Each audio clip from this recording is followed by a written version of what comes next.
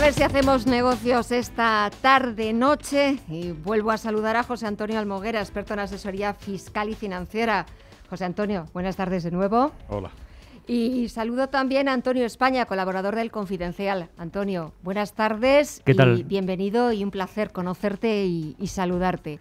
Bueno, nos falta un contertulio que vendrá en unos minutos, pero yo creo que el tema de hoy, bueno, más que un tema, es un nombre propio. Hasta ayer estábamos deshojando la margarita, que sí, que no, pero hoy ya se ha confirmado, ya es oficial. Luis de Guindos es el candidato español a la vicepresidencia del Banco Central Europeo. Es cierto que había habido, pues hasta que se ha hecho oficial, bueno, mucha rumorología. Es verdad que aparecían todas las quinielas, aunque últimamente, sobre todo por parte de otros partidos políticos, se hablaba sobre todo, bueno, una mujer, que era lo que pedía el Partido Socialista, pero más el perfil, que no fuera un perfil tan político como el del ministro de Economía, sino un perfil mucho más técnico. Entonces, no sé cuál es vuestra opinión, Antonio y José Antonio, si un vicepresidente del Banco Central Europeo, de un organismo supervisor, es un puesto mucho más técnico. Quizás la cara o el perfil más político la da el presidente, y ese es Mario Draghi. No sé qué opinas. A ver, Antonio. Bueno, yo creo que en cualquier puesto en un banco central, en un organismo regulador, supervisor, tiene que ser técnico. La política no debe caber en un organismo de tal entidad, con tal capacidad de hacer daño a una economía y muy poquita, desde mi punto de vista, de hacerle bien. Con lo cual, yo por mí, cuanto menos político en esos puestos, mejor. No digo que Luis de Guindos sea un perfil eminentemente político, tiene otras muchas cualidades, pero si a mí me dan a elegir, yo prefiero perfiles técnicos, partiendo de una base que es que yo sería partidario de cerrar los bancos centrales o restringirlos mínimamente a su actividad de supervisión, quitándoles el monopolio de la emisión de moneda, porque no han hecho más que daño desde que se crearon. Pero asumiendo que eso es muy difícil de cambiar, prefiero perfiles técnicos. Y lo de supervisión, Antonio, que dices, eso es si alguno supervisa. Hemos visto aquí todo lo que ha pasado con las supervisiones de Banco de España, CNMV y tal, y poco se ha supervisado y por eso ha pasado lo que ha pasado. Yo, sinceramente, efectivamente, yo me parece que es un puesto técnico y que el apellido es político. Es decir, ¿qué significa eso? Significa que el señor de Guindos es una persona técnicamente eficiente, está preparado, yo creo que es una persona que puede representar muy bien a España, con independencia de ser político. De hecho, debe ser muy bueno porque los socialistas dicen que no le quieren y no porque tengan que poner una mujer o no. Me parece que ya estamos pasándonos de castaño oscuro entre las mujeres, los hombres. Sí. Es decir, aquí necesitamos una persona que tenga relevancia, que esté preparado, y yo creo que el señor de Guindos está preparado, tiene relevancia y sí que podría hacer un buen papel y representar a España como debe, con independencia de lo que puedan decir otros partidos. Pero tiene una competencia dura con el irlandés, con Philip Lane. Es que este sí que tiene un perfil técnico de muchos años en el supervisor irlandés, una carrera académica, es doctorado por Harvard, ha sido profesor en Columbia y tiene producción intelectual suficiente. Es decir, que tiene delante a un perfil que es radicalmente distinto y además con experiencia previa en bancos centrales. Y además otra cuestión adicional, que le apoyan todos los partidos, de donde es él. Es decir, el problema que tenemos en este país es que somos cainistas y que nos hemos vuelto locos, con lo cual, al final, efectivamente, un puesto que tendría que ser para un español y que nos viene muy bien que haya un español, estamos consiguiendo que se lo puedan llevar a nuestro tejado. Sí, porque no es de mi partido o porque es del partido contrario. Es decir, es absurdo y yo creo que en este país o nos lo tenemos que hacer mirar o empezar a jugar a otra cosa. Sí, porque es cierto que tiene muchos, o le han salido bastantes detractores por parte de todos los partidos políticos, el Partido Socialista, Unidos Podemos. A mí me parece que las declaraciones que he escuchado este miércoles me ha parecido que solamente Ciudadanos era el que le mostraba cierto apoyo. No, pero ahora, independientemente de los apoyos aquí dentro, pero claro, cuando se ha presentado o cuando le han presentado a Luis de Guindos hoy, bueno, pues en esa declaración o en esa rueda de prensa que ha dado dedicado este mediodía para explicar los detalles, él decía que tanto él, claro, por supuesto, como el presidente del gobierno, claro, contaban con los apoyos necesarios. Claro, ¿quién nos apoyaría? Porque el otro día también estaba leyendo que lo de Alemania y Francia no estaba tan claro que apoyaran al candidato español. Sí, yo creo que sí. Yo creo que eso ya está más que hecho y que no va a haber ningún problema. Es decir, otra cosa distinta es que ahora, si ya no le apoyan en España el resto de los partidos, pues que se lo vean otra vez el tema. Es decir, que efectivamente tiene un contrincante muy bueno, muy preparado, pero no sé si tendrá los apoyos suficientes. Hombre, es verdad que a Irlanda en el resto de Europa le tienen bastante ojeriza, porque claro, es un país al que todos miran con envidia porque está creciendo al 7% del PIB, contraviniendo lo que le marcan los demás, que es subir impuestos. Entonces le tienen bastante, si me permitís la expresión, paquete en Europa, con lo cual está claro que deben tener, además lo he remarcado así, porque aparte es con mayoría cualificada, o sea, le tienen que votar los representantes el 65% del electorado europeo.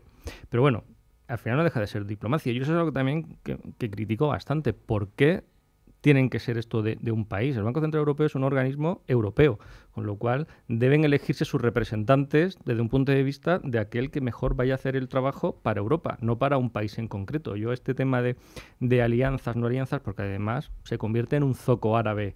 A ver lo que nos cuesta el voto para que Guindos sea vicepresidente del Banco Central.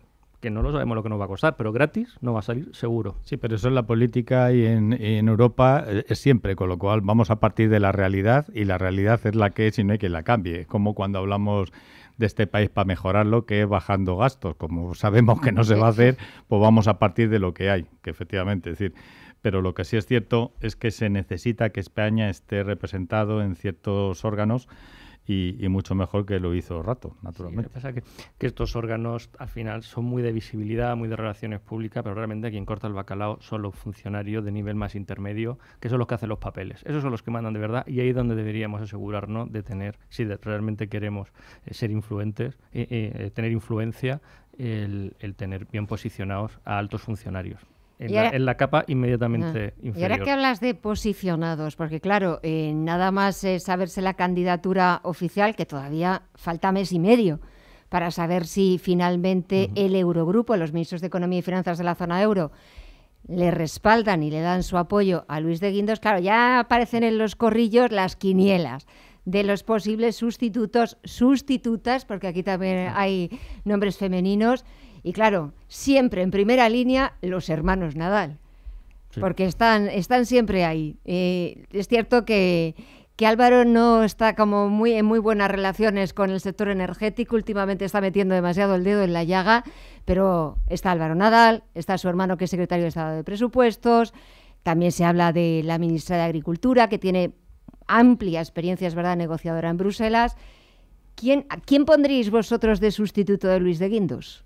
A ver, Antonio. A cualquiera menos Montoro. Y me congratula que Montoro no esté en las quinielas. Lo que me preocupa es que le hagan vicepresidente. ¿Que podría haber otra vez, podrían volverse a reagrupar el Ministerio de Hacienda con el Ministerio de Economía? Sí, lo digo, era uno de mis temores. No sé yo si esto está descartado, pero con lo poco que le gustan al señor Rajoy los cambios y las caras nuevas, etcétera, y las ambiciones de vicepresidencia que todos sabemos que hay en su gabinete, es el máximo temor que yo tengo. Quitando eso, yo creo que la ministra de Agricultura me parece un buen perfil por lo que acabas de comentar. Experiencia en Bruselas, que al final esto lo que necesitas es alguien que represente y que sea capaz de hablar de tú a tú con el resto de ministros de finanzas europeos.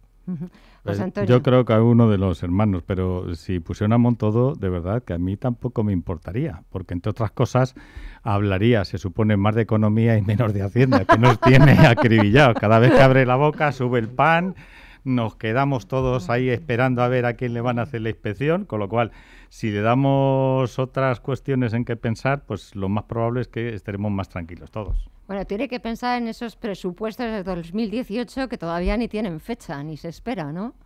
Antonio. No, ¿verdad? Está complicado y ahora mismo, tras las elecciones catalanas, parece más complicado todavía porque ahora están absolutamente enfrentados. El único apoyo que tenía. Pero eso es un auténtico limbo en el que estamos ahora, que no sabemos.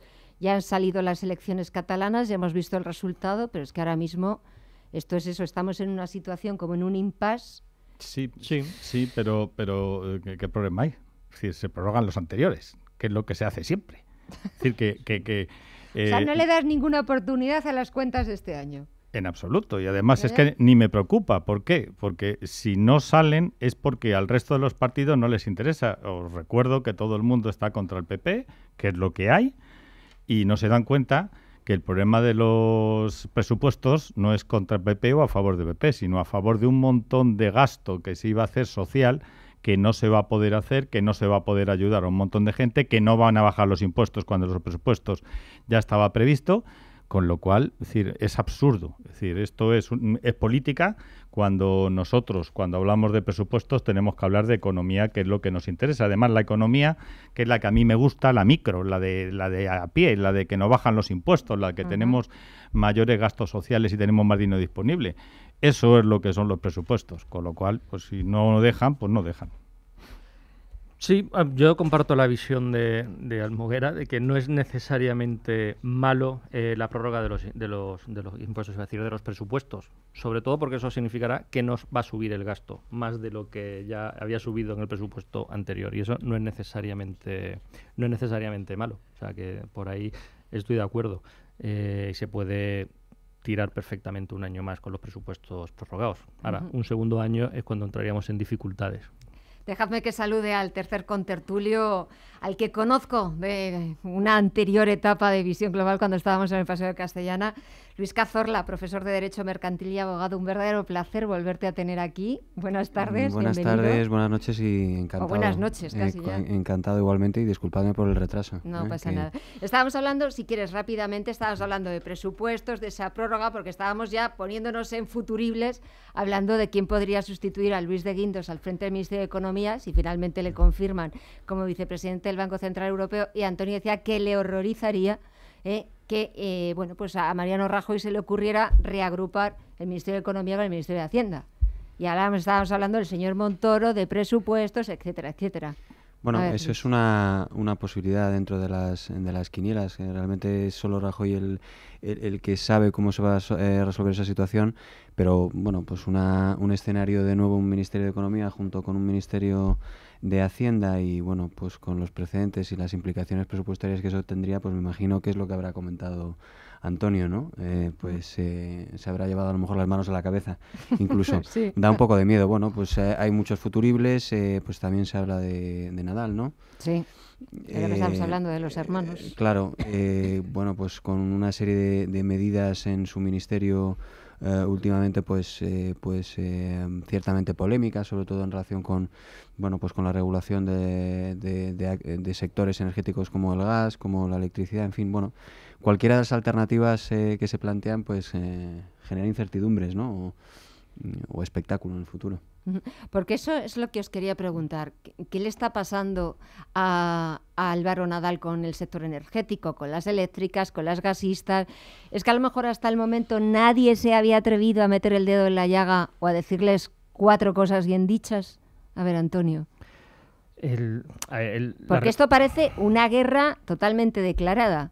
O sea, el otro día el ministro le escuchamos cómo las acusaba de que estaban continuamente pleiteando, continuamente pues en los tribunales y bueno, y eso claro, en detrimento del servicio a los consumidores, de los recibos, etcétera. Sí, la regulación del sector energético en España es un despropósito y lo lleva siendo muchos años y se ha hecho una liberalización que no está liberalización, está hiperintervenido, 2/3 de la factura es decidida por el Estado y no por los mecanismos de mercado y yo creo que hay bastante inseguridad jurídica en ese sector. Es un sector muy complicado porque los ciclos de inversión son muy largos y las compañías, especialmente las eléctricas, bueno, pues se han cansado o es muy difícil hacer una inversión de una central nuclear que lo amortizas en 30-50 años y que te vayan cambiando la regulación en medio. Claro, eso obliga a tener los pagos por la moratoria, etcétera, que a nadie gusta. Las centrales de ciclo combinado en su día se pusieron de moda, todas las compañías eléctricas se pusieron a construir centrales de ciclo combinado como si no hubiera un mañana, y de repente salen las renovables, y hay que incentivar las renovables. Y han estado muchísimo tiempo centrales de ciclo combinado paradas, sin funcionar, eso sí, pero amortizando año tras año. Las renovables, ni que decir, tiene los cambios regulatorios permanentes que nos tienen en tribunales internacionales.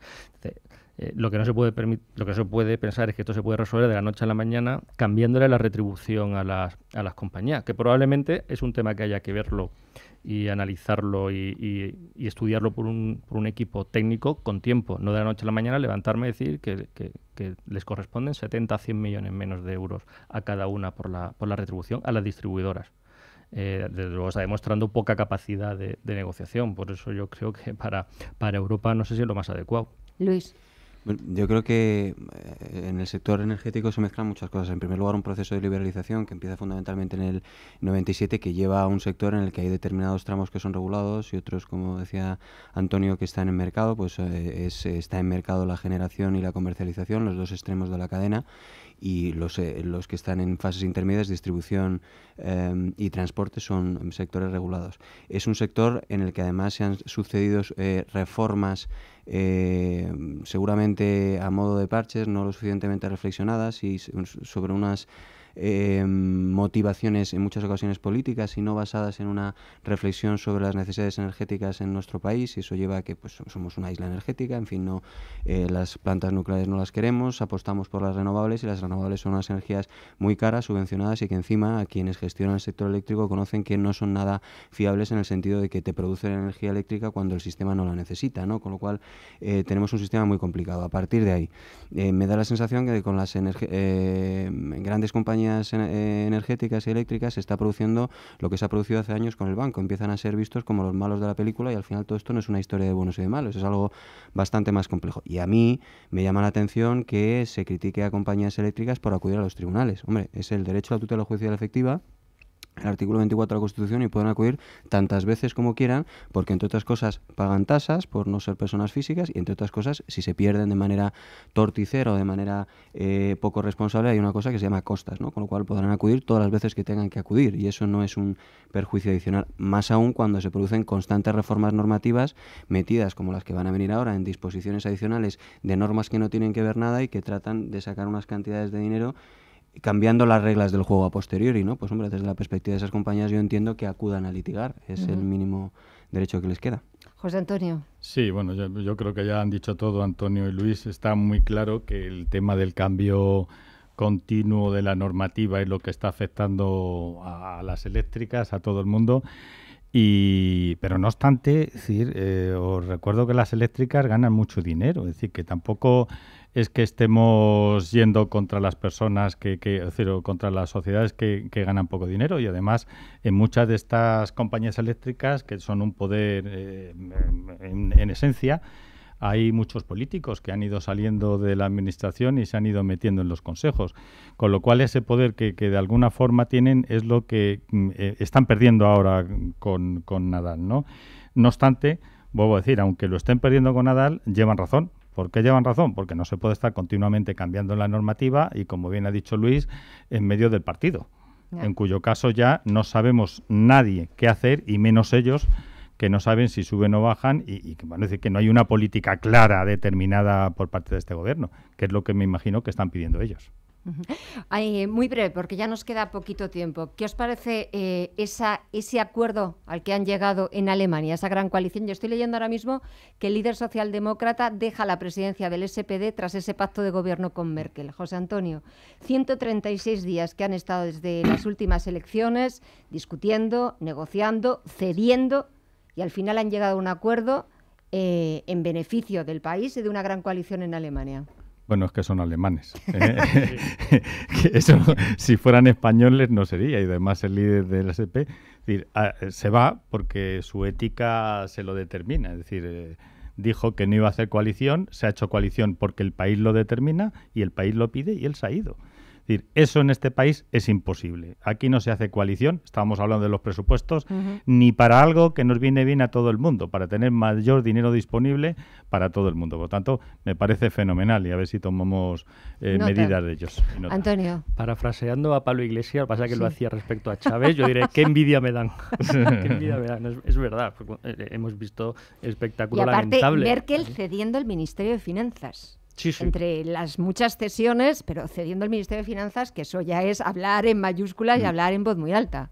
Sí, pero que eso es una negociación, eso claro, llegar a acuerdos. Sí. Lo que es implanteable es pretender llegar a un acuerdo sin ceder nada o cediendo solamente migajas, ¿no? Eso se han sentado, en serio, le ha costado, obviamente, pero que si no, era o eso o tener al país sin gobierno y cosa que, bueno, pues que no era prudente en un momento como el de ahora. Eso es sentido de Estado, responsabilidad, que a veces aquí echamos mucho en falta. Sí, eso te iba a comentar. Me da la sensación de que es una consideración de la política en términos de sentido de Estado y en muchas ocasiones aquí y de deber a los ciudadanos. El planteamiento es más bien en términos de rendimientos inmediatos políticos y por lo tanto no se hace ningún movimiento que vaya a tener un coste inmediato político, aunque eso pueda ser a corto plazo una medida que pueda ser mejor o mayor garante del interés del Estado, con lo cual lo ves desde una perspectiva verdaderamente sorprendente y sorprendido porque es algo que no te lo imaginas aquí, ¿no? No.